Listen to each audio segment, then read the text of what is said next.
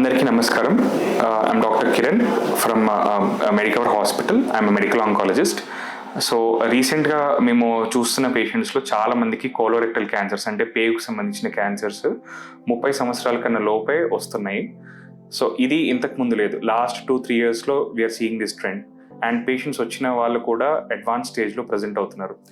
So మనకు చాలామందికి 30 years లోపు ఉన్న వాళ్ళకి ఒక మెసేజ్ ఏంటంటే, డైట్ చాలా సీరియస్గా తీసుకోవాలి. మనం ఒకప్పటిలాగా లేదు. ఇప్పుడు మనము డైట్లో ఎట్లా పడితే అట్లా తిని దాని తర్వాత డైటింగ్ చేస్తే నార్మల్ అయిపోతామని చెప్పేసి ఒక అపోహ ఉంది పేషెంట్స్లో. అలా ఉండదు. సో మనము తీసుకునే డైట్ని బట్టి మన గట్ హెల్త్ అనేది ఇంపార్టెంట్, దానిపైన డిపెండ్ అయి ఉంటుంది.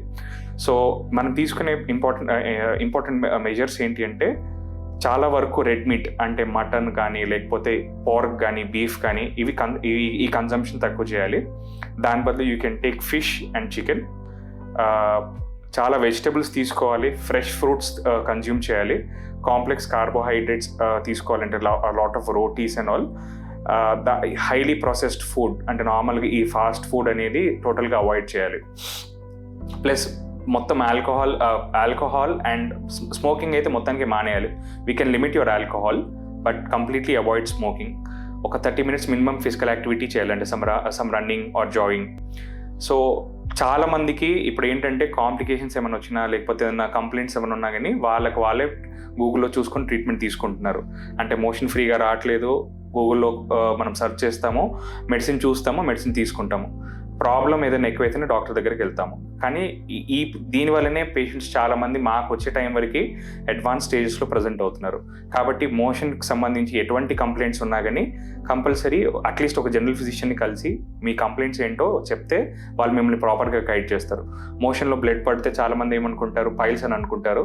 దాని తర్వాత వాళ్ళకి సంబంధించిన ఆయుర్వేదిక్ ట్రీట్మెంట్ కానీ లోకల్ ట్రీట్మెంట్ కానీ చేసుకుంటూ ఉంటారు. కానీ ఆ మోషన్లో బ్లీడింగ్ తగ్గట్లేదు అంటేనే దాని తర్వాత ఐదర్ గ్యాస్ట్రోంట్రాలజిస్ట్ దగ్గర కానీ ఆంకాలజిస్ట్ దగ్గరికి వస్తారు. కానీ ఆ పాయింట్ ఆఫ్ టైం వరకే ఆల్మోస్ట్ జబ్బు మిగతా బాడీ పార్ట్స్కి స్ప్రెడ్ అయ్యి మా దగ్గరకు వచ్చేసరికి 4th stage వస్తున్నారు. కాబట్టి నేను చెప్పదలిచేది ఏంటంటే, మీకు గట్కి సంబంధించిన ఏ కంప్లైంట్ ఉన్నా, అంటే మీకు మోషన్ ప్రాబ్లం ఉండి మోషన్ సరిగా వెళ్ళట్లేదు ఫ్రీక్వెంట్గా, అంటే మీకు మోషన్ రావట్లేదు, ఈ కంప్లైంట్ ఉన్నా, మోషన్లో బ్లడ్ పడుతున్నా, ఇట్లాంటి కంప్లైంట్స్ ఉంటే మాత్రం కంపల్సరీ గ్యాస్ట్రోంట్రాలజిస్ట్ కానీ ఆంకాలజిస్ట్ కానీ కలవాలి. ప్లస్ మీ ఫ్యామిలీ మెంబర్స్లో ఎవరికైనా 50 years లోపు క్యాన్సర్తో చనిపోతే ఖచ్చితంగా దానికి సంబంధించి ఆంకాలజిస్ట్ ఒపీనియన్ తీసుకోవాలి. ఇప్పుడు మనకి చాలా స్క్రీనింగ్ టెస్ట్ వచ్చాయి. మనం ఎక్కువ కష్టపడకుండా జస్ట్ బ్లడ్ టెస్ట్లోనే చాలా జెనెటిక్ మ్యూటేషన్స్ అనేవి డిటెక్ట్ చేస్తాము. ప్లస్ ఇప్పుడు స్క్రీనింగ్ కొలోనోస్కోపీ, ఇంకా చాలా మొడాలిటీస్ వచ్చాయి.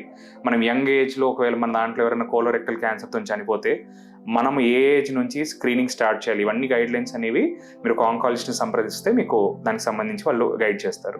కాబట్టి చాలా జాగ్రత్తగా ఉండండి. Diet and physical exercise are very important. Thank you.